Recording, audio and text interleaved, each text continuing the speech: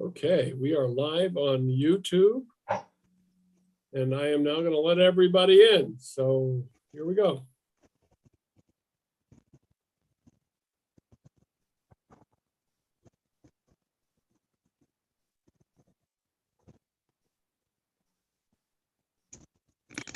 Good evening, everyone. This is the Renters Alliance Renter Town Hall. We're just letting everybody in the door. Welcome.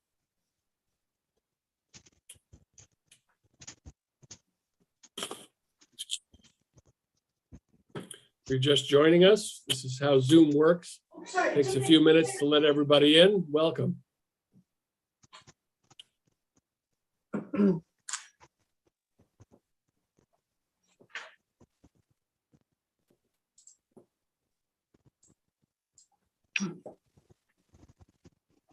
Good evening. If you're just joining us, this is the Renters Alliance Renter Town Hall.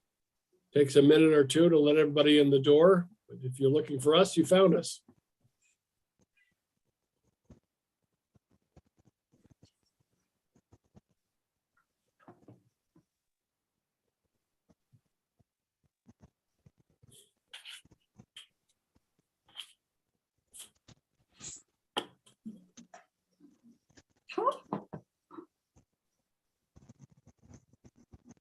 Just letting everybody in. Welcome.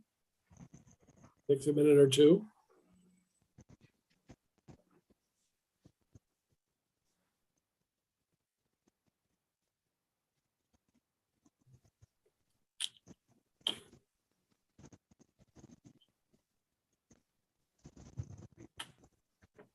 Get started in just a moment. Welcome, everybody.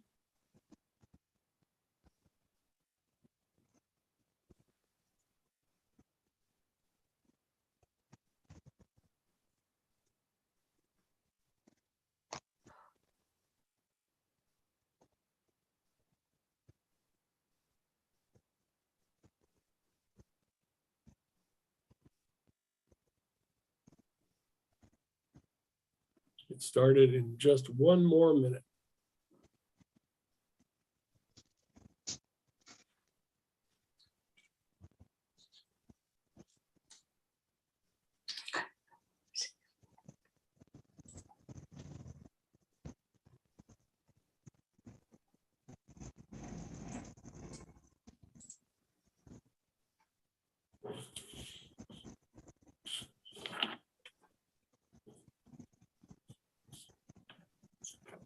All right, well, let's get going.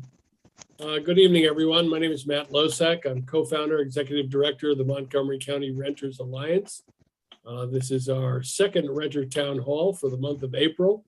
We have two more coming up in May, so look forward to that. If you've registered for this Renter Town Hall, you'll also get updates on forthcoming Renter Town Halls, as well as other information that might be valuable to you.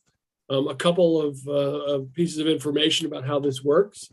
We're going to go through tonight a list of common renters' rights with some opportunity for questions and answers. We ask you to put your questions or concerns in the chat, and our staff will get to you as we go. We will have an opportunity to address those questions for the group entirely at the end of the agenda or the section of the agenda dealing with renters' rights.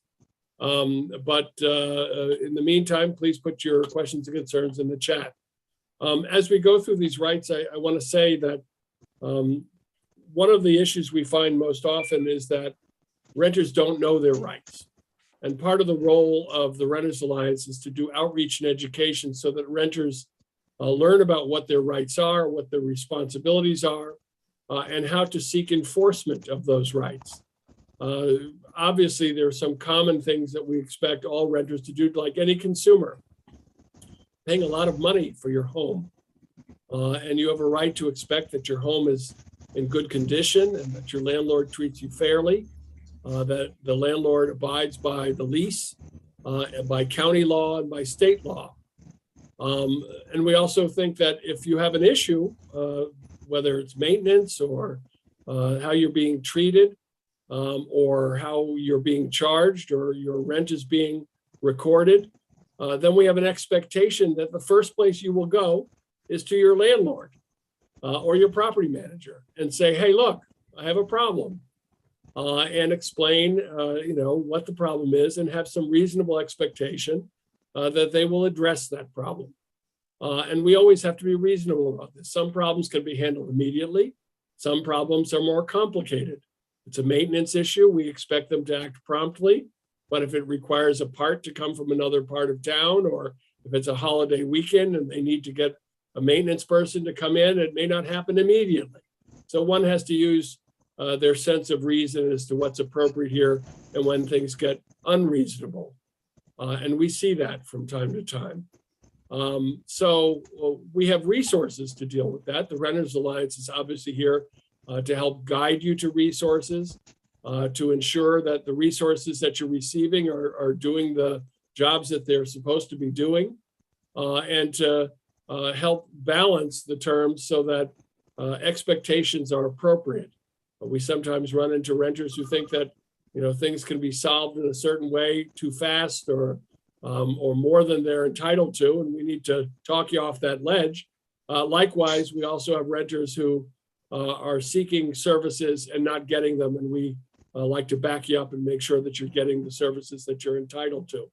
But then the next phase is to seek enforcement if you're not getting the resources or support from your landlord or property manager. And we'll talk about what those resources are tonight as well.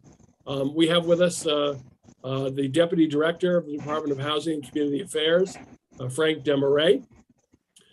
We have two board members who are watching me to make sure I'm appropriate at all times.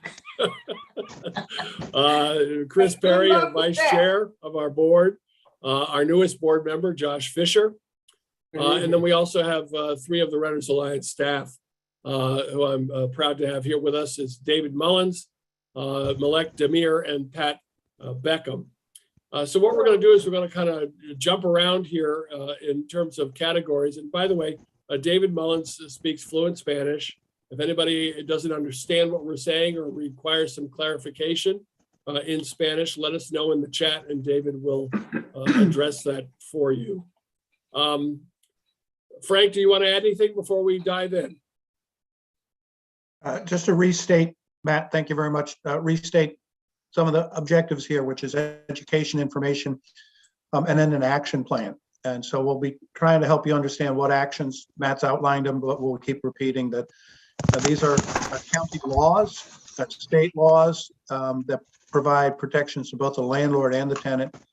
And the county, through my department, Housing Community Affairs, enforces, responds to issues related to tenants' rights and housing code. And we'll touch on both of those. But thank you very much, Matt. Let's start. Very good. Also, we are recording and this is live on YouTube. So if anybody would like to follow up later, they can do so.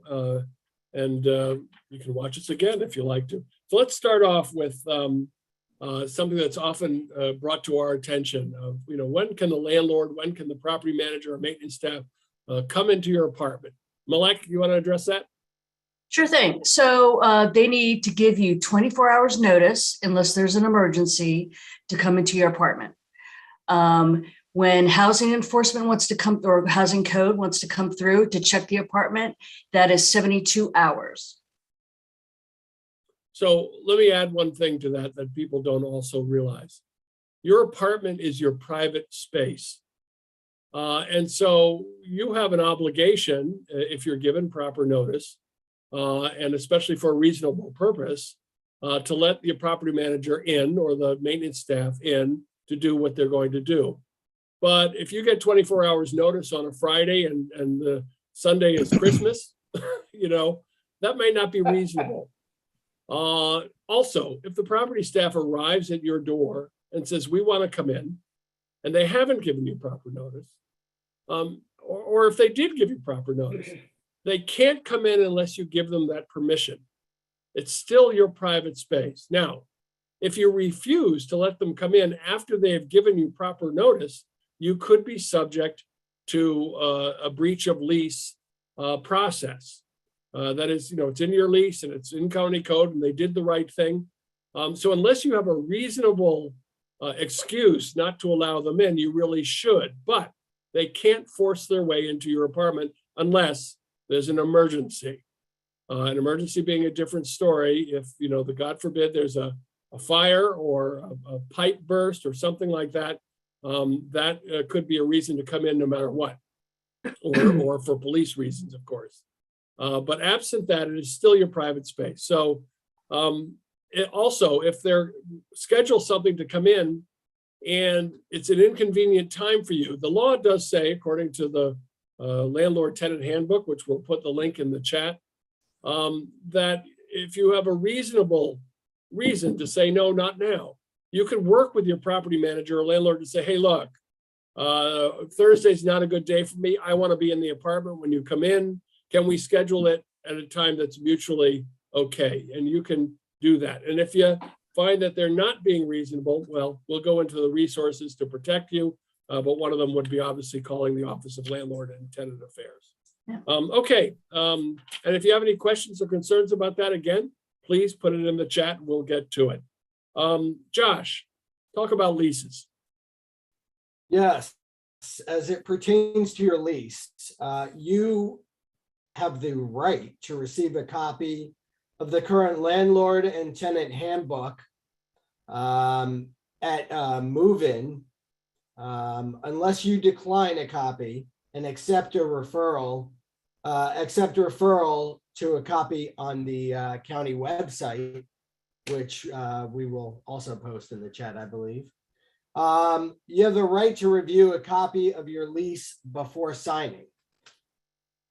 Do you want me to go on to sublets, Matt? Well, let me just emphasize how important that is. It's very important. I know some of these leases, there can be 15 to 60 pages or some ridiculous amount of time, but you're signing a contract and it will obligate you to thousands of dollars over months and months, if not years. And so this is not something you should sign lightly. You should review it. And the property manager or landlord should give you a copy, not only to review, but a copy to keep once you sign it. And that is a right that you have. What else, Josh?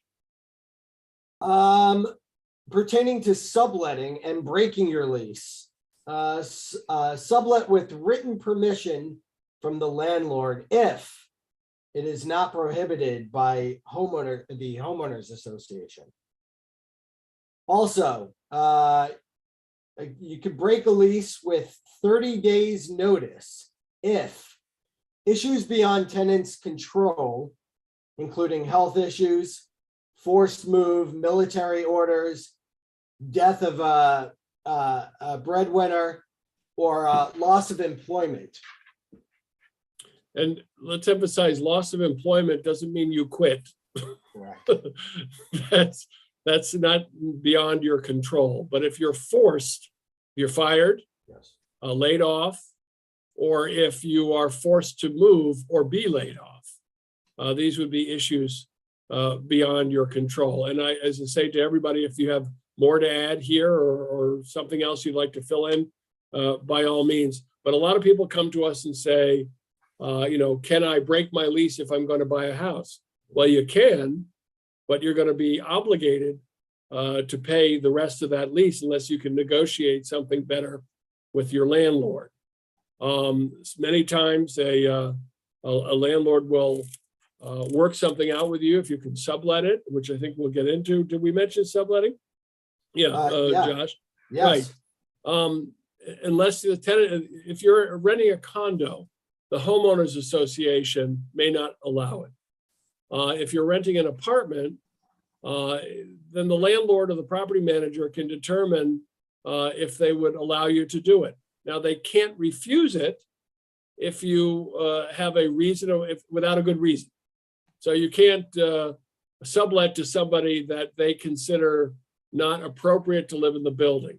Maybe somebody that is not qualified financially to live there, or is obviously disruptive in some way, or some other issue, valid issue, that the landlord could claim that they don't want them on the property. Absent that, if you can show that you've got somebody to sublet and willing to pay the rent, there should not be a problem. And again, if there is some issue there, that's why we have an Office of Landlord and Tenant Affairs. And of course, the Renters Alliance can also help navigate that a little bit. But sometimes people do want to break leases, and there are ways to do it, but it needs to be done carefully and appropriately. Never skip out on a lease or just leave, or have a verbal agreement with your property manager or landlord and says, well, they said it was okay for me to go. If it's not in writing, you can count on it not existing. So anyway, let's move on. Good. And again, put your questions or concerns in the chat. David, let's talk about maintenance. All right, we got a few bullet points here. So there's a right to have appliances, including heat and AC, in good working order. And upon reading that, it reminded me, I get a question sometimes about what applies in a general apartment rental from a management company versus a room rental. And this, I'm touching on some things here that I remember seeing in a DHCA publication about room rentals. And so I wanted to paste that link in here, because some of these will apply in all those circumstances. But anyways, yeah, right to have appliances, including heat, right to have repairs done in a reasonable time, health, safety issues promptly. So if I may, we had a personal example where I'm here in Gaithersburg, and we just had a faucet break in the kitchen and some potential mold. And it was, these are not emergencies, but we put the requests in, and over a week had passed, and another week's coming in. We're wondering about the mold. So we sent an email, saying this is becoming on our end unreasonable. We're going to seek options and for maybe paying ourselves and seeking reimbursement. And luckily that got things going. But then I see here that I guess what I was referring to, and that is tenants can make repairs with permission of DHCA director and deduct the cost from the rent if the landlord fails to make the required repairs as ordered by DHCA in a required time frame. So Matt, can you clarify, is that or Frank, is that in an agreement? Is that if DHCA is already involved and agreement's been reached? Frank, why don't you take that? Right. So what that's speaking to, and it really is a fundamental, which is to achieve a remedy. If the landlord is not responding, you make a complaint, a formal complaint to the county, gets investigated, goes through a review. We try to do mediation. We have a commission on landlord-tenant affairs. We have to follow a procedure, but we can impose a stated required remedy if at that time the landlord does not follow the required remedy, the decision and order by the commission. Then one of the actions available is what was just described, which is to make repairs and deduct. You cannot and should not do that on your own. You can do it, but you're not going to reduce the rent owed. So it takes time, but it does require kind of a legal standard being met, and then a decision and order that the landlord has an opportunity to respond to and remedy. If they don't, then one of the remedies available is what was described. Now, I think, Frank, as opposed to the Office of Landlord and Tenant Affairs, which goes up through the Commission Right. of Landlord and Tenant Affairs, but with code enforcement, if an inspector comes and cites a code violation, say a broken or running toilet, and says to the landlord, you got to fix it, and then the landlord doesn't fix it in the prescribed period of time that the investigator, inspector thinks is appropriate, then the tenant, with the permission of the inspector, can repair it up to the cost of 1 month's rent, Right. if he's given that permission. Yeah, I was addressing if it was something in your lease that was not being met, some requirement that they have or provide. If it's a code issue, housing code, safety, or performance of appliances, et cetera, there's no commission. It's a citation. And then as you're describing, the citation is enforced, can be remedied with the permission of, as a remedy, the county can allow that to be a source of remedy to fix the issue. And I think just for context here, since we're kind of proud of this, even though we're not that proud of it, this was an improvement that the Renters Alliance, with the support of the council, put in place back in 2016.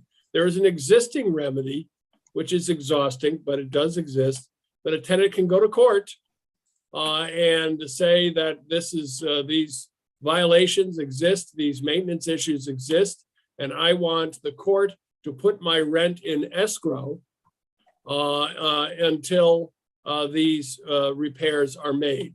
That is a very difficult and onerous process for most tenants, but it does exist.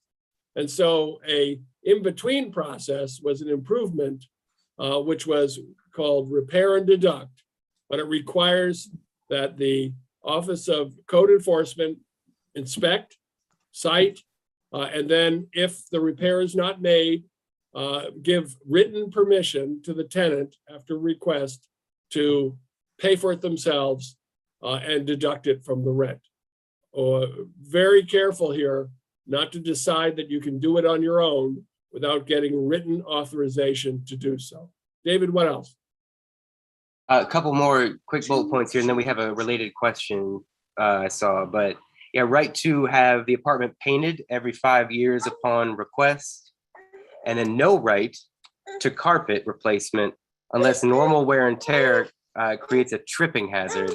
And again, sadly, we had a experience with this where we had sewage. We're on the terrace level coming down and about an inch of it where I'm standing now at one point, and the carpet was just cleaned, and we were very surprised. But here we are with the no right to that because apparently we weren't going to trip on it.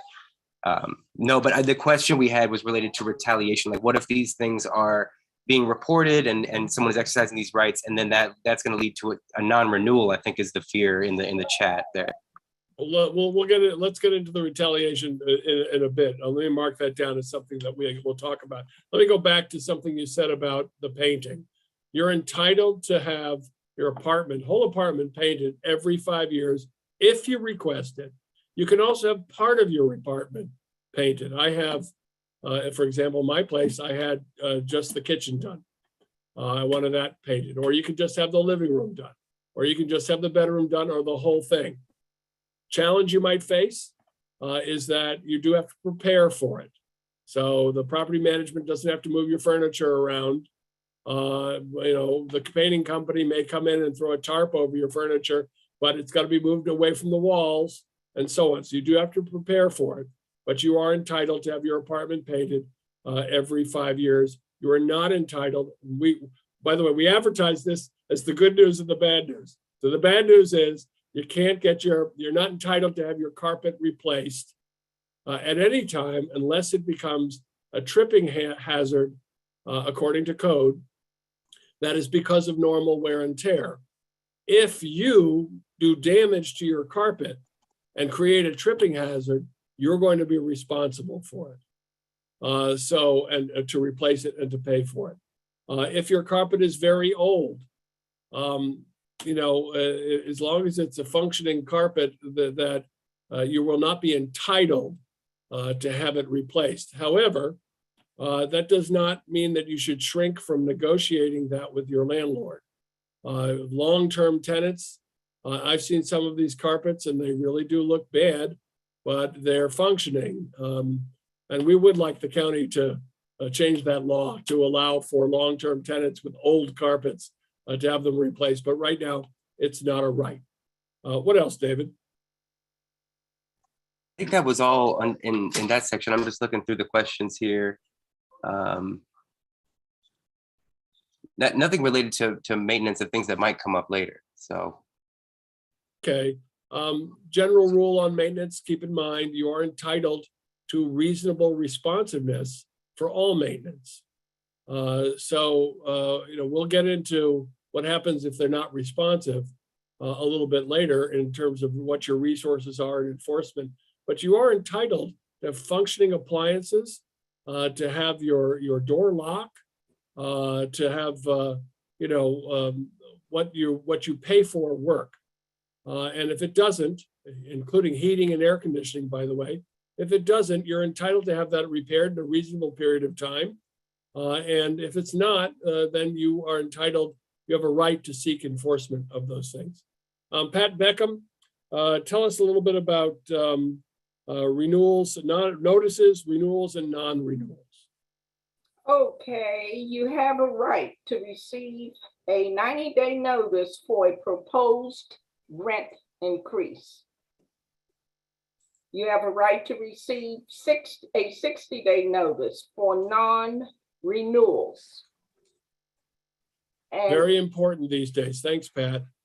Very important these days. The Renters Alliance with the council passed a extension. It used to be 60 days. Now it's 90 days when you receive your renewal notice of your rent increase and extension of your lease, whether it's going to be month to month or a year or 2 years, which also includes, by the way, a right to, in your renewal notice, to have a 2-year lease option. Frank Desmarais, do you want to mention what's related to that in terms of the current rent stabilization law, just so people keep that in mind? Yeah, we're going to be talking about the rent notice requirements, that your rent has to have a minimum 90-day notice. And in the current law, and this is a COVID Renter Relief Act extension, that was a special emergency law put in April 2020, extended in November 2021, expires May 15, 2022. Any rent increase notice cannot exceed, at the time the notice is issued, an index number. The county publishes an index every year in February called a voluntary rent guideline. We've been doing this for over 20 years. The number currently for any rent increase notices until May 15, basically a month from now, is 0.4%. Any rent increase notice that's issued in a licensed property or licensable property in the county must tell you what the percentage increase of the rent notice includes, what the voluntary rent guideline index number is, and for the next month or so till the 16th of May, the rent increase percentage cannot exceed 0.4. That means rent increases that will be in effect cannot exceed that 0.4 until after the middle of August. So a June 1 notice, which is after this expires, does not have a maximum. A May 1 notice is before the expiration that does have a maximum of 0.4. So this is something that's scheduled to expire. The council could always extend it. There's no indications that we will see any extension. The hope springs eternal, but that's part of the bad news. Thank you, Frank. David, why don't we dive into tenants associations? I think, well, we had one question real quick before that, though, which is going back a little bit to the I noticed before coming into the apartment, there was a question about whether if someone's been there, there has to be you have to be told when someone has come in. If you weren't there or something, there needs to be some kind of either message left or afterwards, I think. I don't think that's a requirement. It's a best practice, and we would urge it to be so. And if I were a tenant, I would demand it to be so. But I don't think it's a right. I would have a problem as a tenant if anyone came into my house without letting me know. But Frank, is there anything from landlord tenant on that? I don't think so, but maybe I'm wrong. You're on mute. Yep.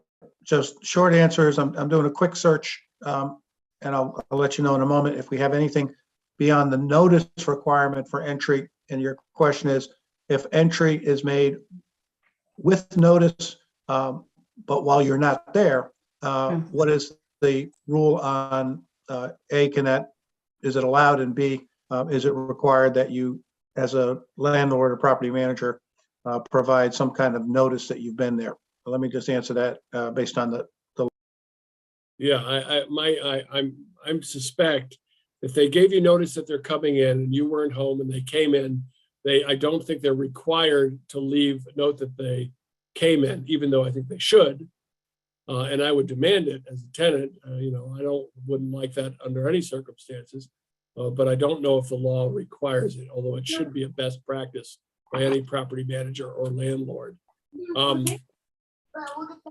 There was something else too. I saw in the in there.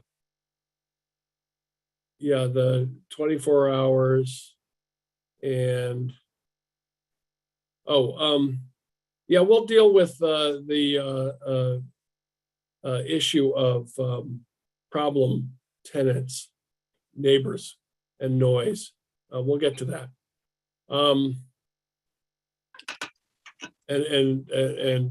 Yeah, problematic. We'll get to problematic tenants shortly. Actually, David, you want to do tenants associations and tenants' rights in general, or security deposits? Which you want to do? I'll do security deposits. Well, I have in front of me the tenants associations one, and Go. this first one here is to form, join, and meet and assist one another within or without tenant organizations. Okay, so that's your neighbors. That's join, meet, and assist each other. There's the right to do that under county law. And then to meet and confer with the landlord through representatives that they choose also, and that's going to be more in the tenant association setup then. Or the renters alliance. Or there you go. Have access. This is another right of all of ours here renting. Have access to meeting rooms and other areas suitable for meetings within the property during reasonable hours.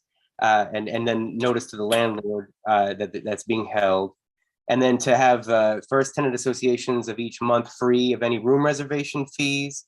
So we're seeing here a space and then a free space at least once a month. There's an entitlement to that.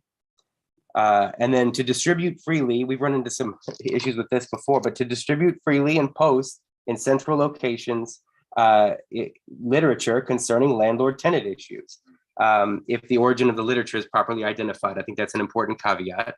But yeah, to distribute and then post in those common areas.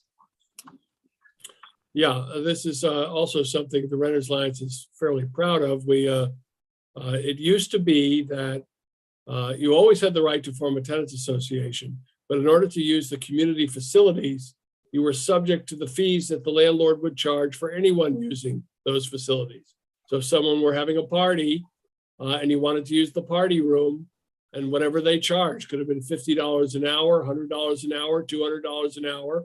And the tenants association, if they wanted to use it for a tenants meeting, had to pay the same fees.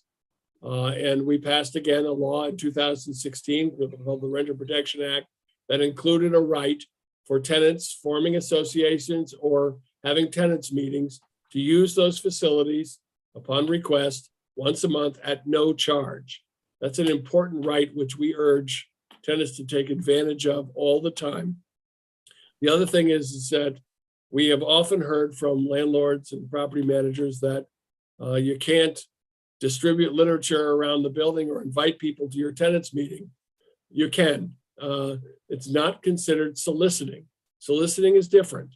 That's, even though we've heard complaints from property managers and landlords who say that we're distributing literature and they don't like that and we're soliciting, but they don't have a word to say about Chinese menus under your door, which seems to be perfectly okay with them. But if you're organizing a tenants association, they seem to have a problem with that. But it is actually a protected right. And the rule of thumb from the late, great Rosie McCrae Moody, who used to join us before she retired, is that however the landlord informs their tenants is the same way the tenants can inform one another. So if they slip things under your door or put them on your door, you can put them on the door. If they have a place in the elevator for public information, then you can utilize that as well. If there's a place in the laundry room or in the mail room or in the front desk, then you can also utilize that.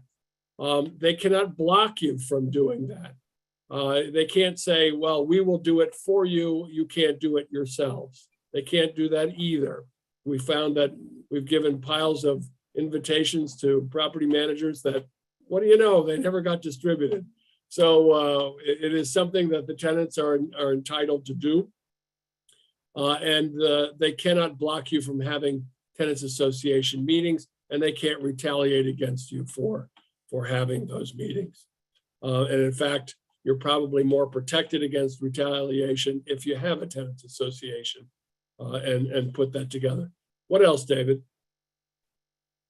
I'm at the end of my notes on that section, and then I'm just looking at the questions. I think nothing super germane to this, where we have some more about concerns about other neighbors and things encroaching, but that's all I'm seeing right now. Okay.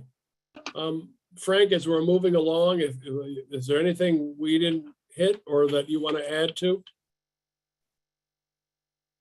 I'll just clarify. I did put in the chat clarification that county code, which is all we work with on that question of a required information notice or statement or something to tell a tenant that a scheduled inspection or entry of the unit was conducted while they were not there. We have nothing formal on what's required. As was noted earlier, it would be an appropriate best practice. It's not a jurisdiction that something we can enforce. Right. And maybe something we can get on the books down the road, but I don't think it exists now. But I would be deeply concerned if someone came into my home and didn't let me know. And I also, it is also unreasonable, we believe, the Renters Alliance believes, that if they say, we're going to come into your apartment sometime next week, that's not really the kind of notice that we think is appropriate. If they may have given you 24 hours notice, but you are perfectly entitled to say, hey, look, I got to know, I want to be there, or I want to know when you're coming in, and I need a little bit more specific information about when you're coming into my home. And if you're not getting that, then I believe certainly the Renters Alliance would back you up. And I know the Office of Landlord and Tenant Affairs historically has taken a dim view of that kind of notice as well. And if you have a good reason to say, hey, I want to know when you're coming in, if you mind that kind of looseness, then you can bring that complaint to the Office of Landlord and Tenant Affairs, and I think that they would back you up. Let's talk about security deposits. This has come up all the time. The landlord tenant tells us that this is one of the most common complaints that they receive. We see a lot of them ourselves. The law on this is fairly clear on the main issue, which is that you are entitled, when you provide a security deposit and you leave your apartment, to receive your security deposit back with interest within 45 days, unless the landlord provides to you by first-class mail a list of damages and the actual costs to repair those damages. Actual costs, not what I think it's going to cost to do this, my projected costs to do this, but the actual costs, meaning that they had these things repaired, and this is what it costs. They also have to be things that you're responsible for. So we've seen landlords say, hey, I had to replace the roof. Unless your kids were up there poking holes through the roof, you're not responsible for renovations. You're also not responsible for what landlord tenant and state law refers to as normal wear and tear. And the Office of Landlord and Tenant Affairs has a pamphlet. David, if you could look that up, there is a pamphlet called What is Normal Wear and Tear? And we'll try to post that in the chat if there's a link to it. But obviously, if you've been in an apartment for a few years or 10 years or 20 years, there's going to be normal wear and tear. That includes maybe some yellowing on the walls, or if they're going to have to paint the apartment anyway, when they flip it, that's normal wear and tear. Normal wear and tear also considers holes in the walls that are the size of pinpricks. So when you post something that's less than a nail in diameter, these are normal holes that for people who put up paintings or whatever, that's fine. That's different from someone punching a hole in the wall, a child punching a hole in the wall, or something being broken that you broke. So one has to balance what is considered actual damage by the tenant versus what is considered the landlord's responsibility. And we can guide you with that. But the landlord is supposed to give you your deposit back within 45 days, absent any justifiable expenses that he or she provides to you by first-class mail with a list of actual damages and the actual costs to repair those damages. If they don't do that, according to the letter of the law, they forfeit any right to the security deposit. If a poor landlord decides to take a look at your apartment after 45 days and finds that you left an elephant in the living room, they can't come after you for the security deposit because they have to follow the letter of the law. That's our understanding of the law. That's the way it reads. You're also entitled, and we urge this, a couple of things about security deposits. When you move in, take pictures of your place. Make sure that that's clear. Do a walkthrough with the landlord or the property manager and go through and check off any kind of damages that you see, take pictures, and have a written agreement of the state of the apartment when you move in. If you ever rented a car, you know that when you get the car, the rental agent and you walk around the car to see if there's any scratches or dents or damages.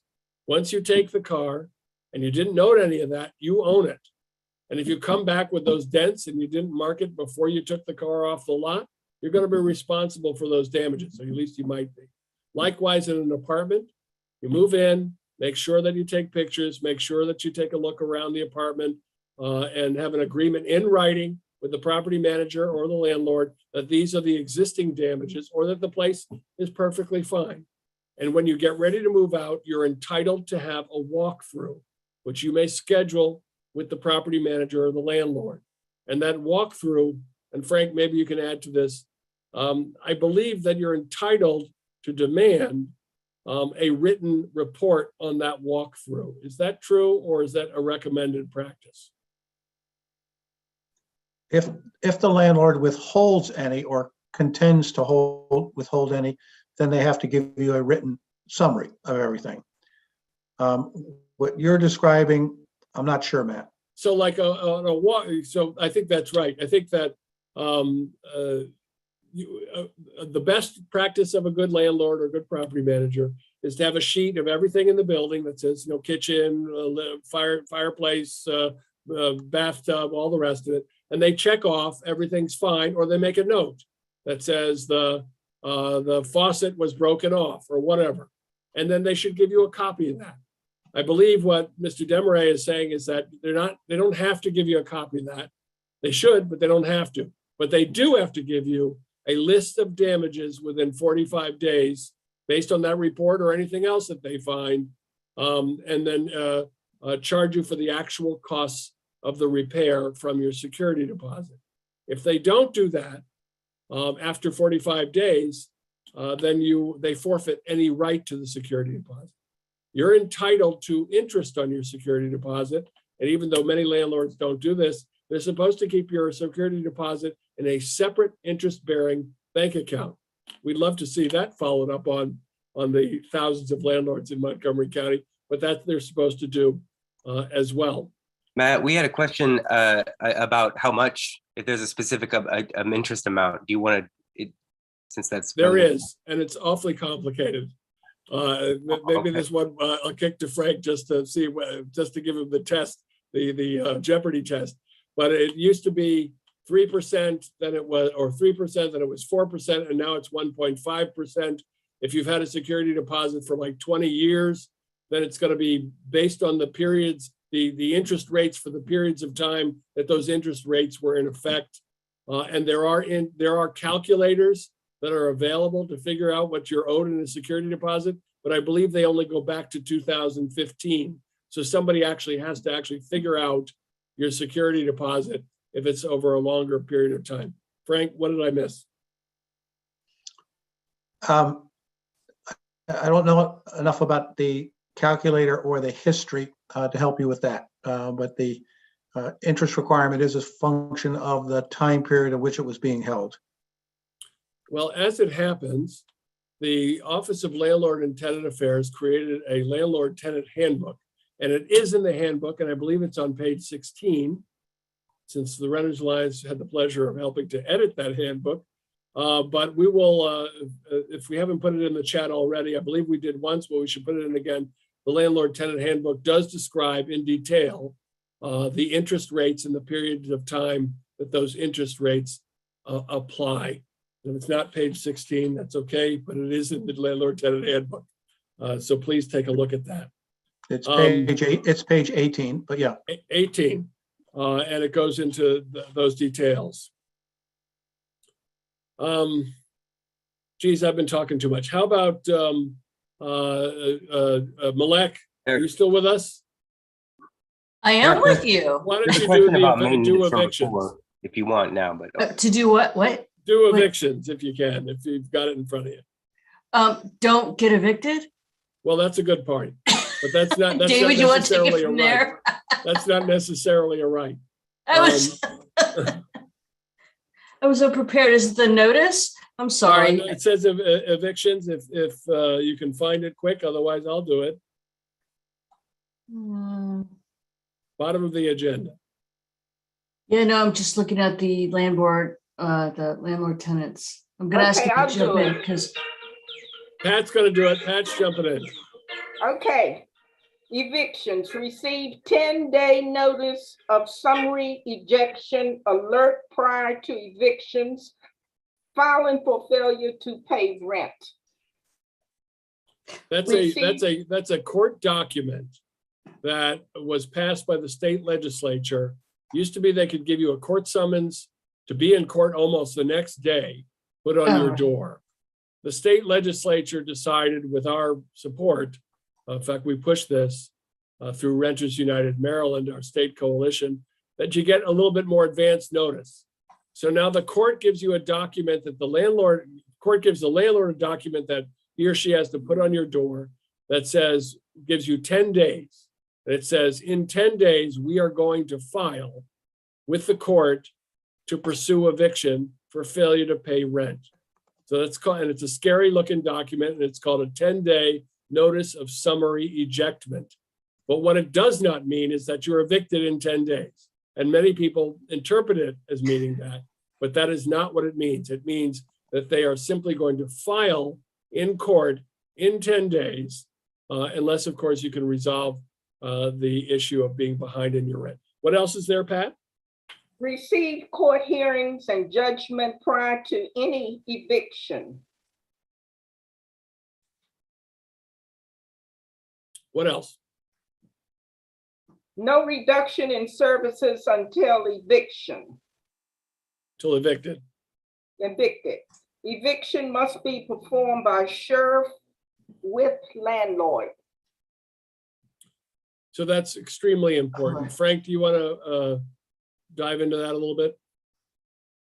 Yeah, so that the fundamentals are that you will and can receive communications from a landlord for past due rent. Often, Matt talked about the one that's mandated by law that was actually there to protect people, but which does create confusion and some fear, called the filing for ejectment, which is just a notice that you're at least one day behind on your rent, which is then a time when the landlord could file a court case. But those notices, landlord giving a notice to vacate or any other statement that you believe is telling you that you have to leave your property is not enforceable. The only enforcement that requires you to leave your home, leave your unit, is if you receive a judgment from the courts and the landlord achieves what they call a writ of eviction against you, and the sheriff puts a notice on your door, and then the sheriff's office shows up to remove your items and have you leave your property. Without the sheriff's office present, there's no legal standing for anyone telling you that you must leave your property. That's extremely important. You might receive any number of communications from the landlord or the landlord's attorney saying, we want you out in 3 days. Any kind of communication like that could look very threatening. But unless, as Mr. Demaray points out, unless the court has acted, made a judgment against you, and the landlord has filed a writ of restitution to repossess the property, and the sheriff's process has been scheduled, and they'll put what's called a red and white, a notice on your door from the sheriff's office saying they're coming. And they could come in a few days or weeks, we don't know, but they're coming imminently. Until that happens, no one can reduce your services.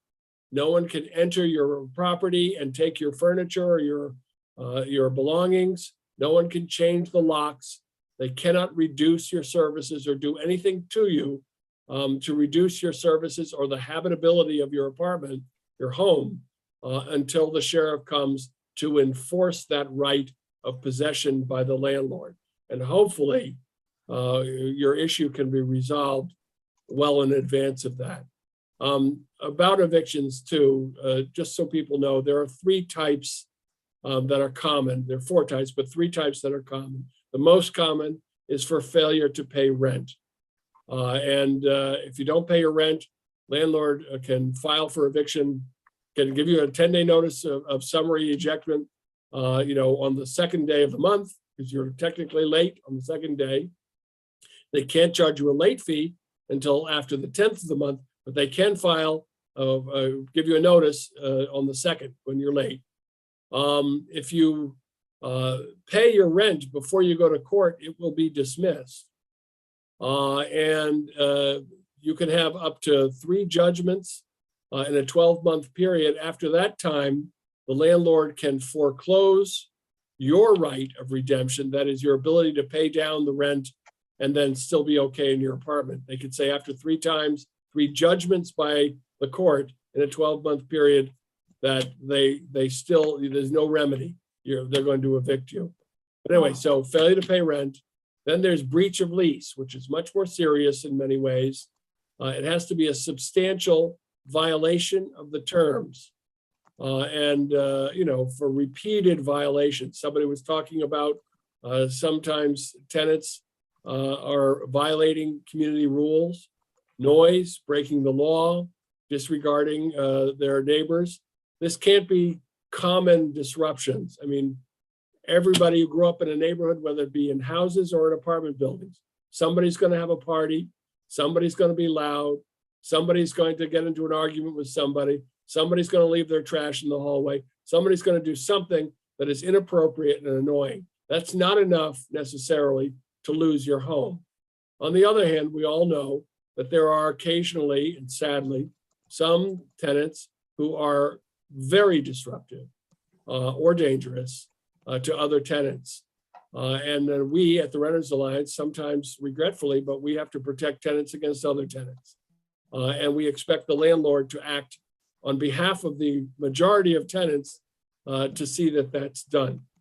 So breach of lease is another form of eviction when the landlord files against a tenant for being disruptive or breaking the rules of the lease in a substantial way, not a routine way.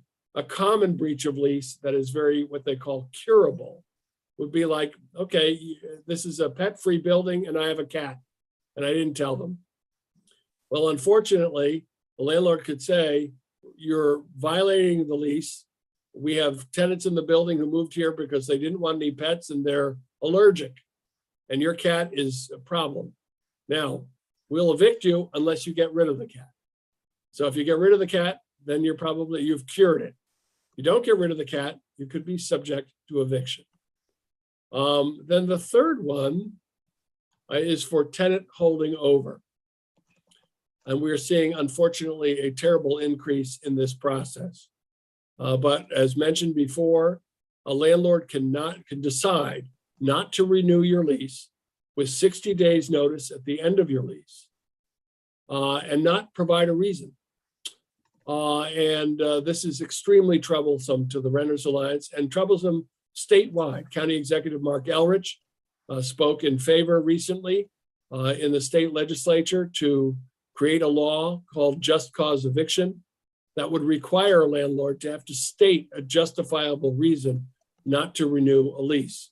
Mr. Elrich was joined by the unanimous support of the county council. He was also joined by the Maryland Association of Counties and several other jurisdictions in the state. Unfortunately, that law did not pass. And if anybody wants to get into the politics of that, I'm happy to talk to you any other time. But it is something that is a high priority for the Renters Alliance and for the majority of the state, I should say. But we have some powerful foes in the landlord lobby. But tenant holding over is, they give you 60 days notice at the end of your lease, but they still have to take you to court. So if you stay longer than that 60 days, the day after your lease expires, you're what's called a tenant holding over. You're holding over longer than the lease allows. Then the landlord can file in court for tenant holding over, and there's very little to no defense against that. All the landlord has to show is that he or she gave you proper notice. And we find that to be a deplorable scenario for tenants. So those are the three most common ways of eviction. But no one can remove your belongings, change your locks, reduce your services without a court order and a sheriff accompanying that eviction process on the date schedule. Frank, did I miss anything there? No, those are the important things. One thing that we haven't stressed enough, which is, there are free legal resources. Some of this depends on your income level, but the county is supporting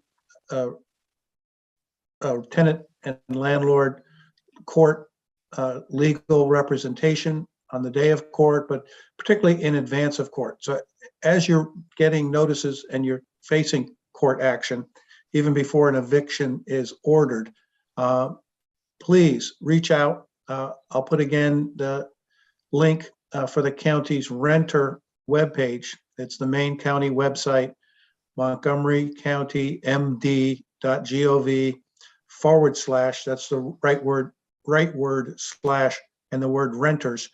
And it lists the contact phone numbers for the Maryland Legal Aid, the Homeless Persons Representation Project, which is not limited to homeless persons. And you can also contact the Court Help Center, which is free legal assistance provided by the court system. Get legal advice and understand things that we're telling you, but specifics of your case. And you can potentially have representation when you show up in court. And as always, we recommend you always show up for your court date and make sure that you take advantage of every opportunity to state your case or at least to get the information firsthand on what the decision or judgment is if that's issued against you. Thank you. Absolutely. Milek, since you missed the evictions one, we're going to give you utilities. How about that? You suck. Oh, I love this one because I've got sucker punched by this one. So, all right, RUBS. Let's talk about RUBS, right? So you're part of a community, and what they do is they divide the water bill, sometimes sewage, among everybody in the building. The way I got sucker punched by this, by the way, is because they divide it by the number of people on the lease. So for instance, I had someone above me, there were 5 people in the apartment, but only 1 person was on the lease. So you're kind of picking up the water bill for everybody else. So the rule of thumb is you have a right to receive in writing the formula for how they manage that water bill.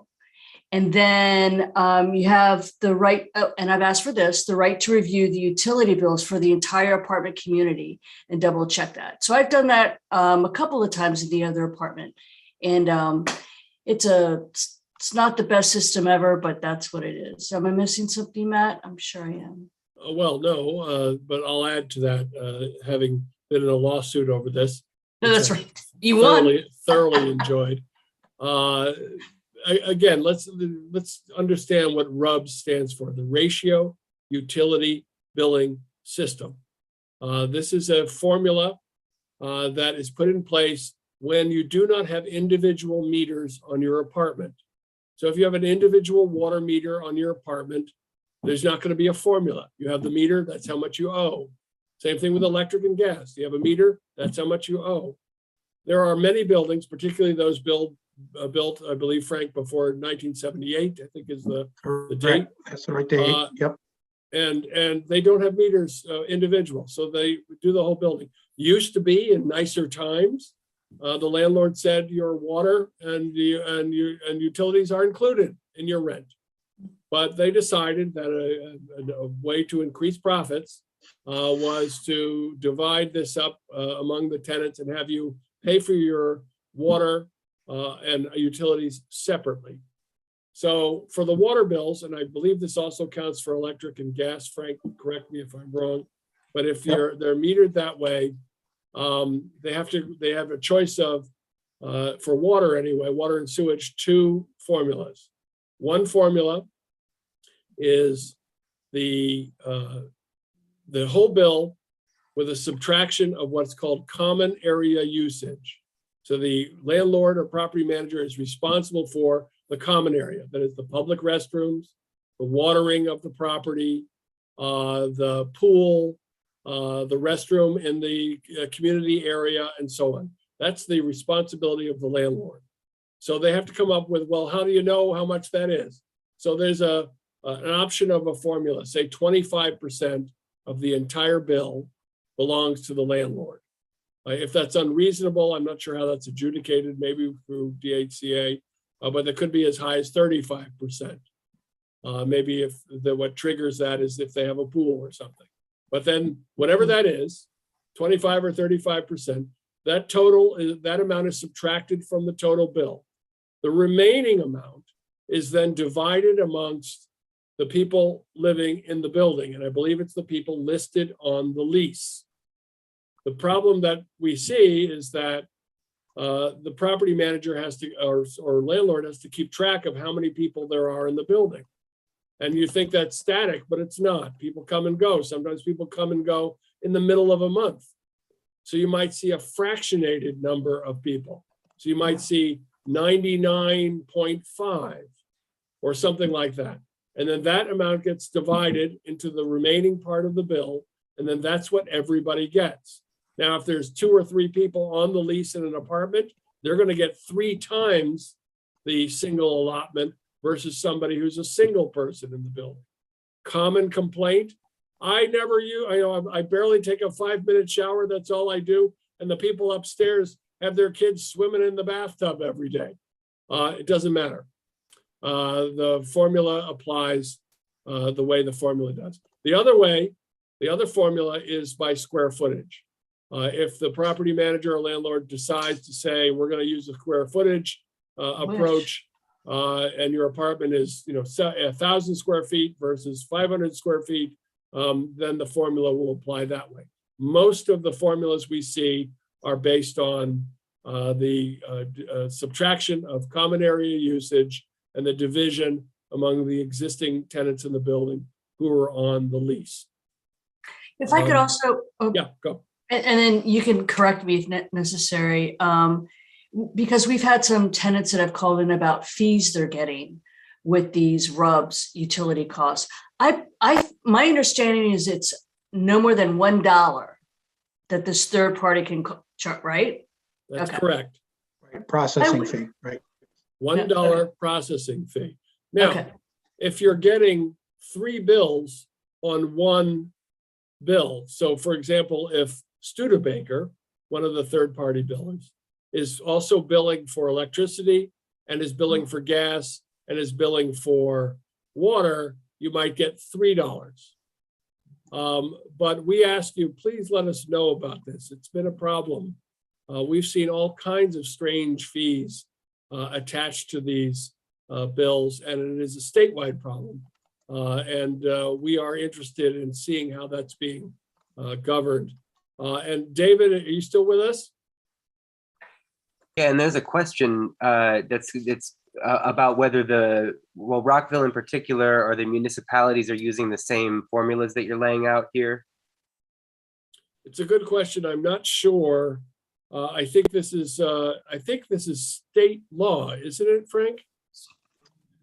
There is state law I'm not sure if it covers all the things that we have in our provisions on it, but there, the RUBS fundamental laws are state laws, so that expectation would be it'd be applied consistently.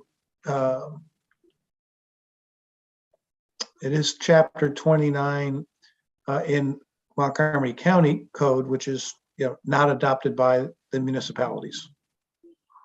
Right, but I do think if it is state law, it applies to everybody.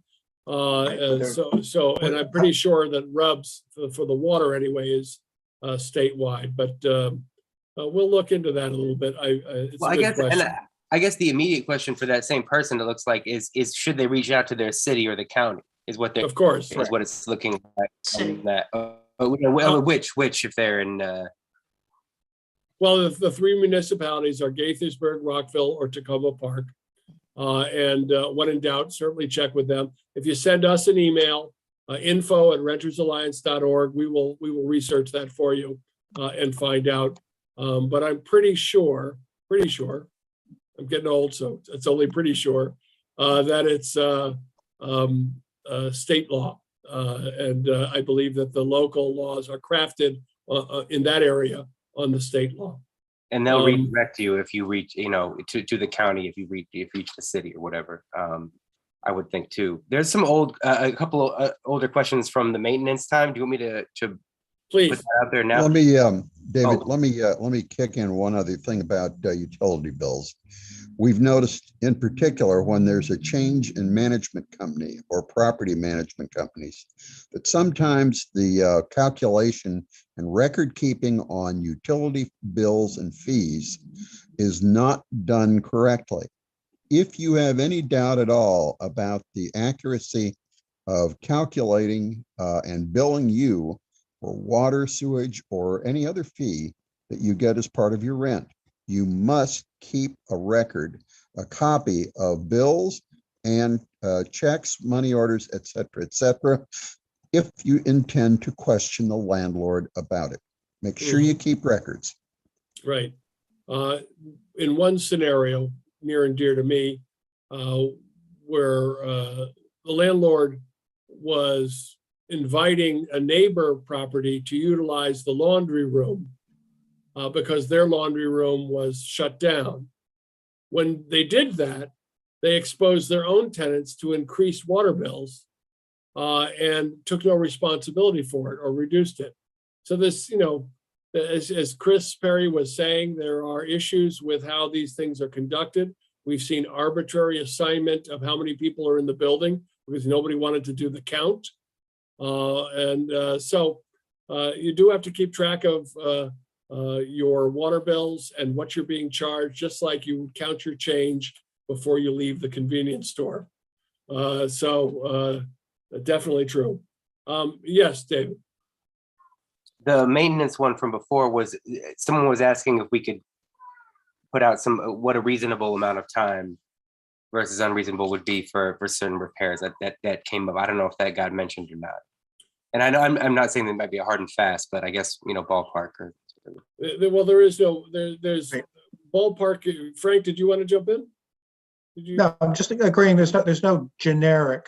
It depends on the issue, right?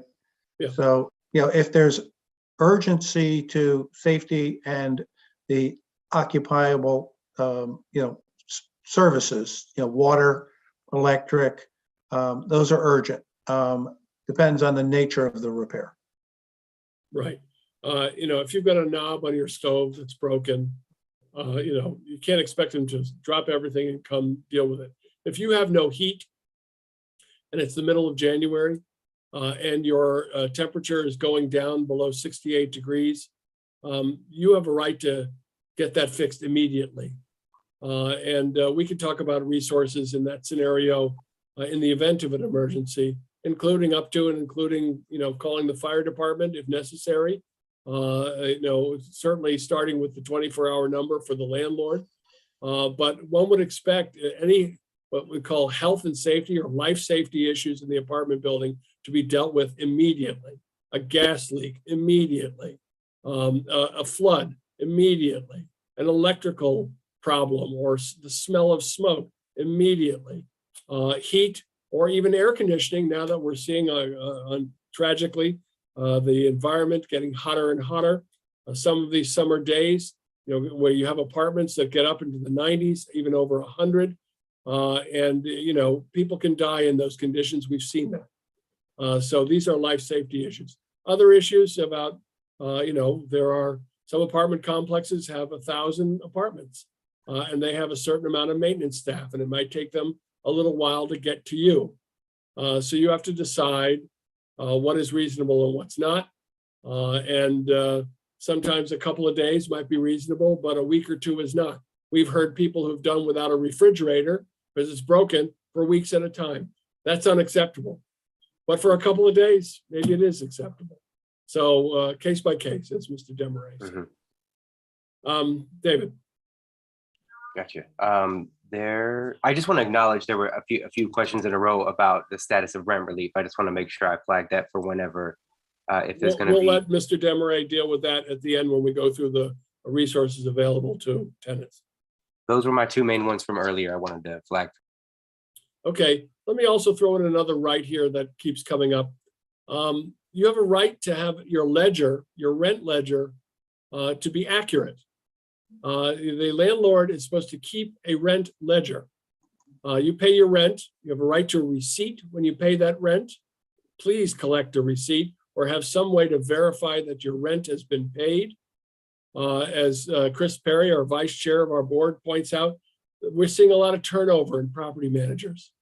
New property company comes in, they find that the previous property manager neglected to put in the rent that you paid 2 years ago. And suddenly the new property staff comes in and they do an audit. And they say, you know what, you still owe us $1,800 from 2 years ago. Well, where's your receipt? So now it's your word against theirs. This happens more often than you think. So keeping track and having a receipt is important. And if you find that you have a receipt and they are not keeping accurate records, that's worthy of a complaint. We have seen people who get confused and end up paying more than they should because the record is not kept accurately, and they get intimidated by demands for fees or rent that they think that they paid when the landlord says they did not. So you have a right to accurate record keeping. All right, we'll continue to look at questions and concerns in the chat. As I mentioned earlier, this is just a summary of some of your rights. There are other rights. The Office of Landlord and Tenant Affairs has a landlord tenant handbook. If you're living in your apartment for more than a week or two, and you intend to live there for a year or two or 3 or 4 or longer, you really owe it to yourself to read the landlord tenant handbook. And then to ask us questions if you have any. Us, the Renters Alliance, the Office of Landlord and Tenant Affairs can answer questions, but you should really have an idea of what your rights are. I'm a union guy myself. You can believe that every contract that I've ever had as a union employee, I read the whole thing. I knew what my rights were. I knew what my obligations were. I knew how to file a complaint if I needed to. These are important documents that deal with the quality of your life and obviously, in this case, your home. So we really do urge that. And I'll put another copy of that in the chat. But now let's talk about what your resources are when you have these problems. There are a lot of resources in the county. Not all of them are the same. Some of them deal with different things, but there are a lot of them. And so we do have the Deputy Director of the Department of Housing with us. So Frank Desmarais, take it away. Okay, I'm just putting that link again in where we do list a lot of the resources. So let's start with resources. The county's Department of Housing Community Affairs, my department, has the landlord tenant affairs. We have investigators that will work with the issues, complaints. We get many thousands a year. So these do take time. We do focus on what are reported based on priorities.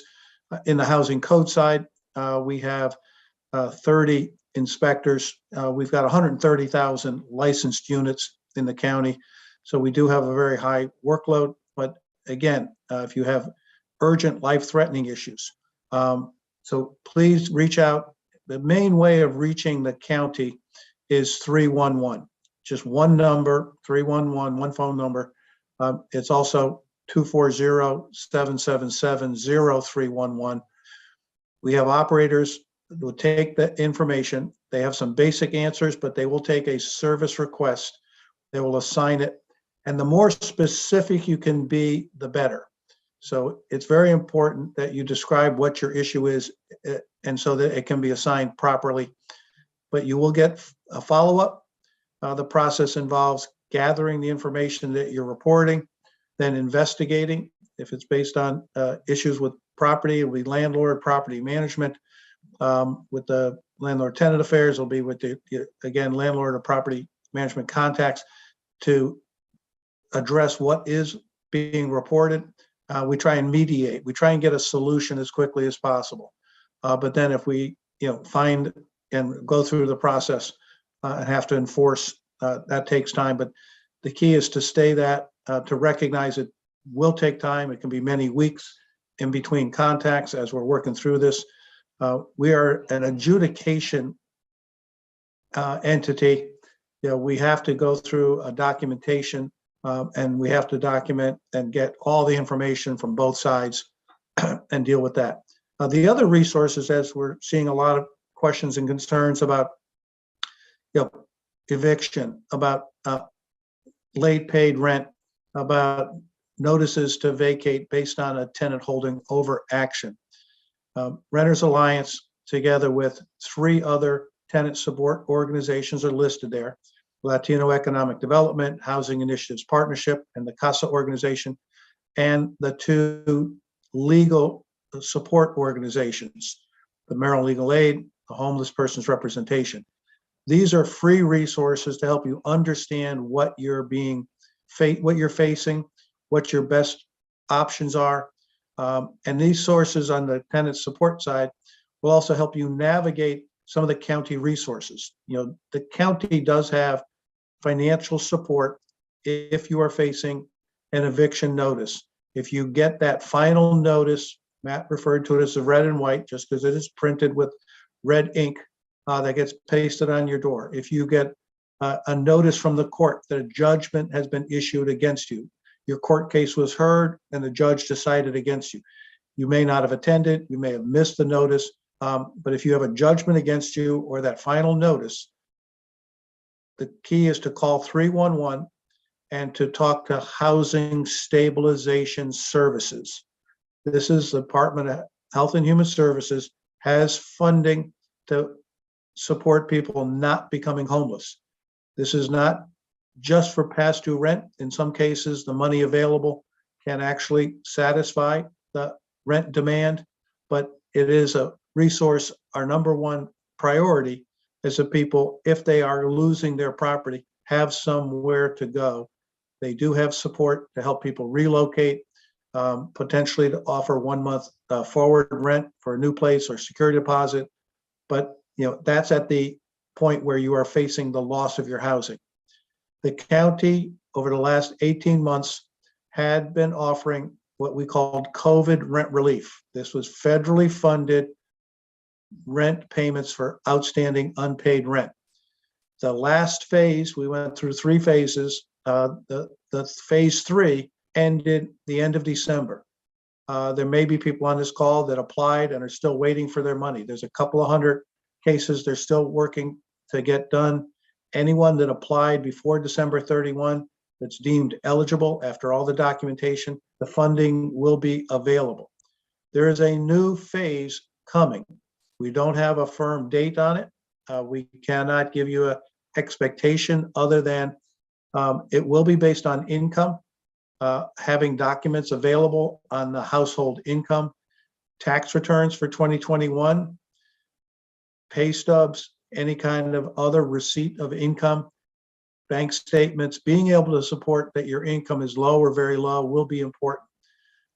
There is a process at the county's COVID rent relief website.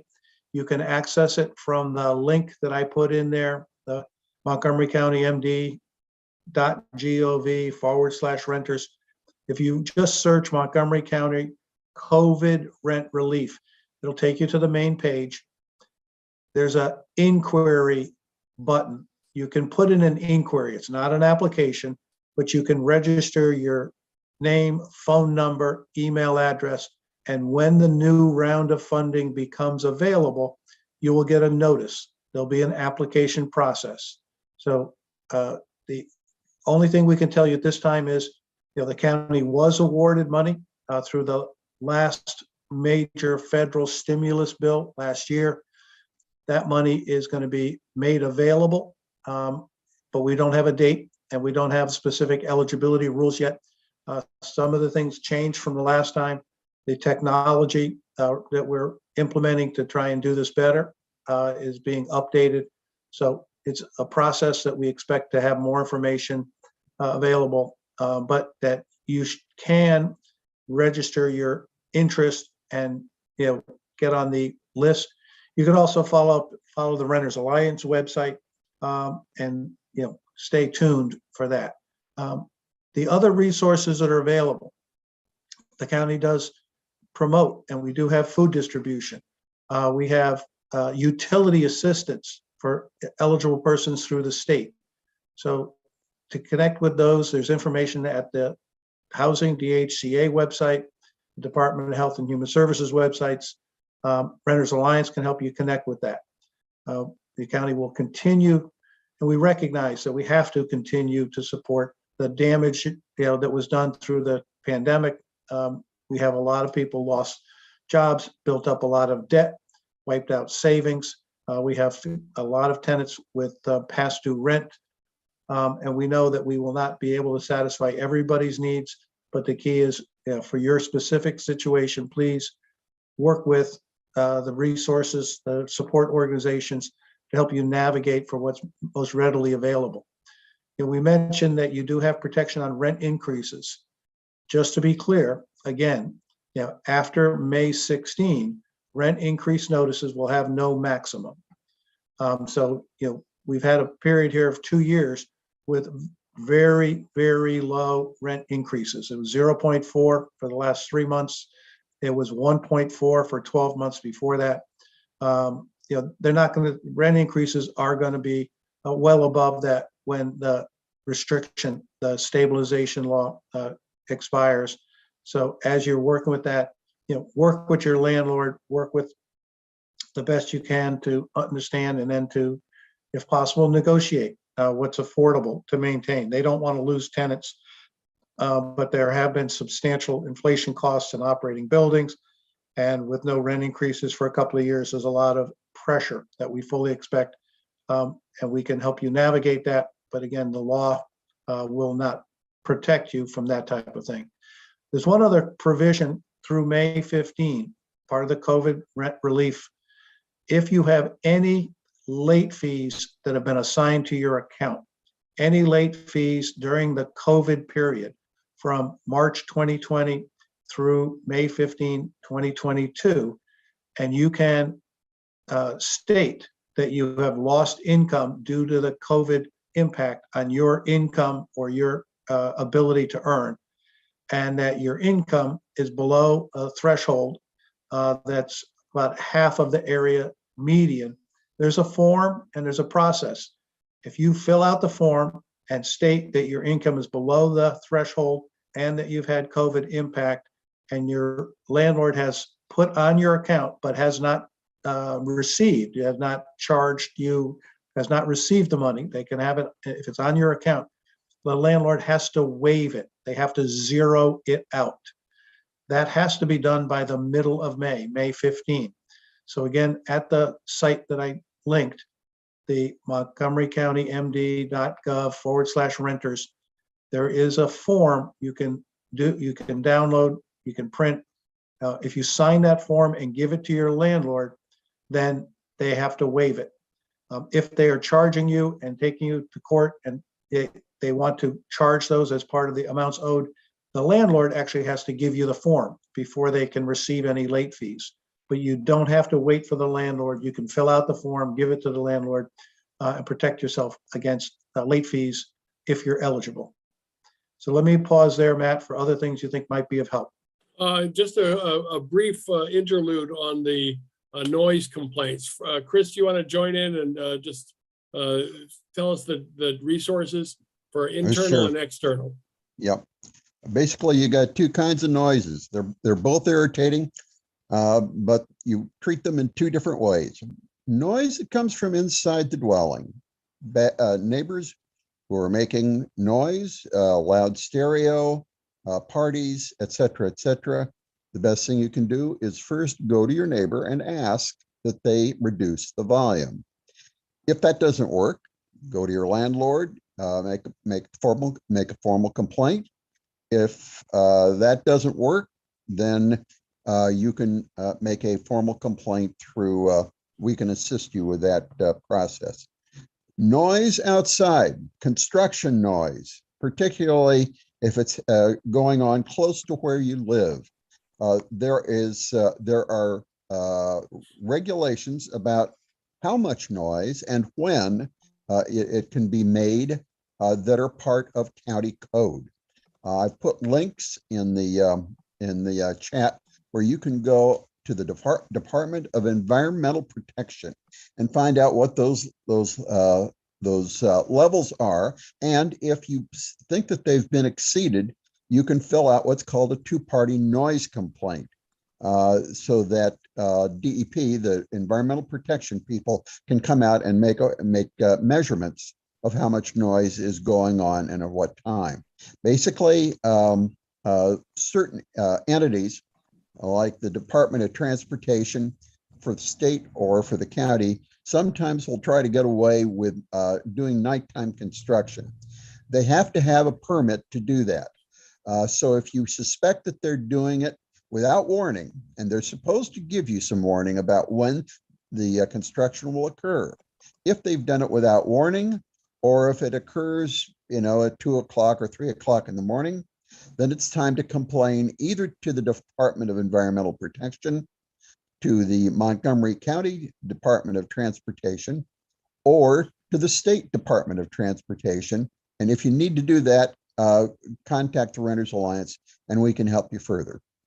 We have a lot of experience with that. On the issue of internal complaints and noise, also, if you've followed the process that Chris Perry outlined, they, in addition to the Renters Alliance, will help you, but the Office of Landlord and Tenant Affairs can also take that complaint.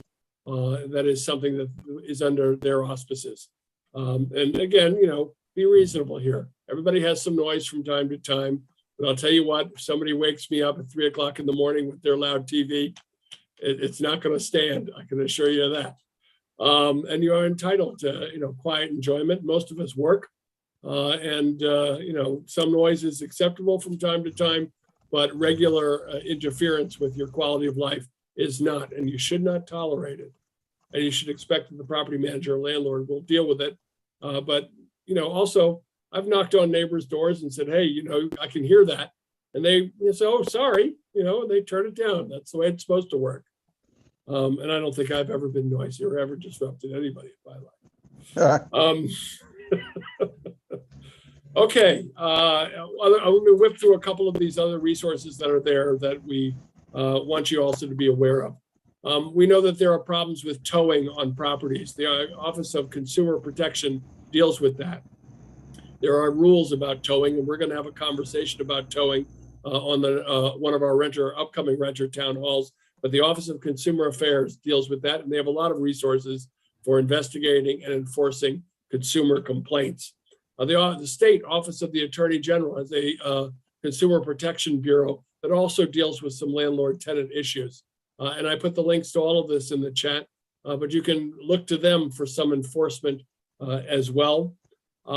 We also have, obviously, the police department. If there's some severe problem going on in your apartment, make a decision. Is it an emergency? If it's not an emergency, but still requires the police, there's a non-emergency number that the police department offers, and you can call them and tell them, particularly things like noise. But if there's an emergency going on, a criminal activity going on, you have a police department for a reason, and they're available to you. and of course, fire as well. You smell gas, you smell smoke, and you feel that there is some kind of danger, fire danger in your building. That's what the fire department is there for. So a lot of resources available. Mr. Desmarais pointed out something important, that the county has a 311 system that can connect you to most of these things right away. A severe emergency is 911. A severe emergency is 911, but common government services can be contacted at 311. Frank, any last words? Just that we appreciate everyone that's stayed with us through this. Hopefully you've learned things, but we have 130,000 units in the county. We can't reach everybody. We ask everybody to share with their network, share with their community that they live in, anything that you've learned tonight that you think is valuable. And please contact us. Again, 311 works, but contact us with questions and concerns. Great. And thank you to our board members, Chris Perry and Josh Fisher, Renters Alliance staff, Pat Beckham, Melek Demir, David Mullins, and the Deputy Director of the Department of Housing and Community Affairs, Frank Desmarais. Thank you all and good night. We'll see you next month.